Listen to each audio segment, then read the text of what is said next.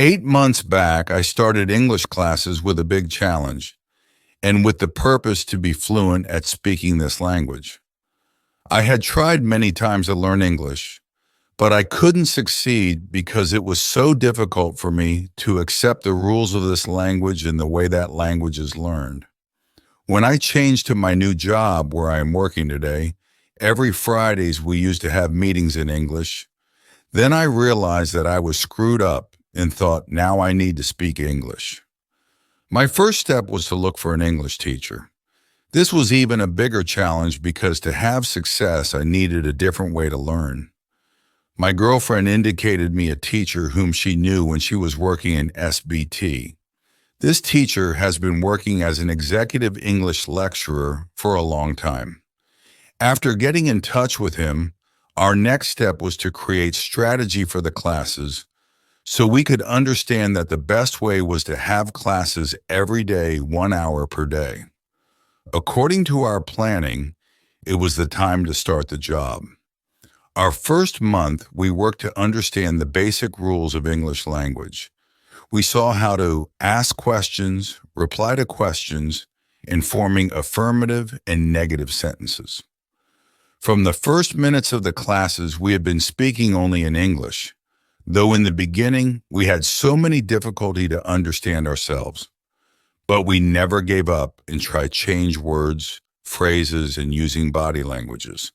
Speaking first was our strategy to create the environment to enter into the English world. I mean, it is very important having communication before understanding the grammatical rules, like the children who didn't know the grammatical rules of any language before start speaking the language. To use this strategy, I must accept that I would make mistakes and that I should never be shy when speaking. Day by day, we continue repeating during the classes, never be shy. And this is a powerful expression that should be taken into consideration when learning second language. When we are learning and speaking our second language, it is normal to make mistakes and without having perfect pronunciation. Sometimes the people will make jest of you when you are speaking, but never mind because this is your second language and you are still learning. As time goes on, things would be getting better until you are fluent. Just continue with full determination. By the time we able to have good communications in English, then the process became easier to understand grammatical rules naturally. And our focus now is to be having more conversation to get more used to English language. This is the beginning of my English learning journey. I can see great evolution in 8 months. But this journey continues and I have many challenges ahead. When I finished college, graduation was a bittersweet ceremony. I was ecstatic to finally have earned my degree, yet I was sad that my years of learning were over. Luckily, it didn't take long for me to realize I could continue my education, if in a looser, more informal way. One of the most important things we can do in our lives is learn. Even if you hated school or got anxiety each time there was an exam, we all like to learn. It's human nature to be curious. Just because school is over doesn't mean you know everything and can stop learning now. Quite the contrary. School just gave you some helpful info and the tools to continue pursuing knowledge for the rest of your life. That's a tall order. And with a world of options and opportunities available, it may be hard to decide where to start. Let's break it down. What to learn? Step 1. What should you learn? Or rather, what do you want to learn? The answer is anything you want. Too endless? Start with what interests you. What have you always wanted to know how to do or simply know more about? Anything that sparks your interest is worth pursuing. You may want to play an instrument, speak another language, hone your artistic skills, become a master coder, improve your math, cook better meals, learn about animals in the Amazon rainforest. The list goes on. You may want to learn something to directly benefit your life. Perhaps your in-laws speak Spanish and you'd like to be able to communicate with them. Perhaps your career would really benefit from improved public speaking or an updated understanding of social media marketing. On the other hand, your pursuit of knowledge doesn't need to help you meet an end goal. It could simply be because you have an interest in this subject or skill. That's perfectly okay, because unlike high school, where there are certain subjects we're required to learn, our adult education affords us much more flexibility to choose our courses. They can all be electives now. Doesn't that sound like fun?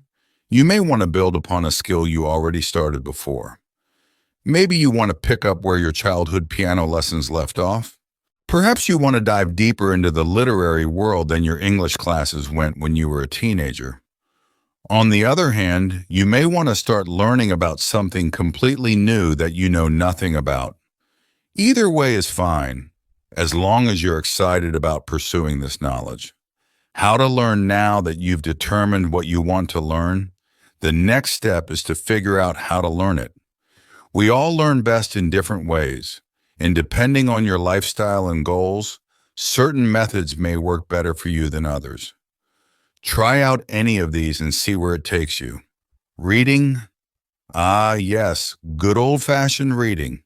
Depending on what you want to know, you can read any number of materials: books, magazines, online articles, newspapers. Nonfiction may seem like the obvious choice, but there's a lot you can glean from works of fiction too. For example, I love to read historical fiction novels. They tend to be well-researched, and they immerse me in a realistic world that happens to be semi-educational too. Thanks to these novels, I now remember when and where the plague first hit Europe. I now better understand the intricacies of what.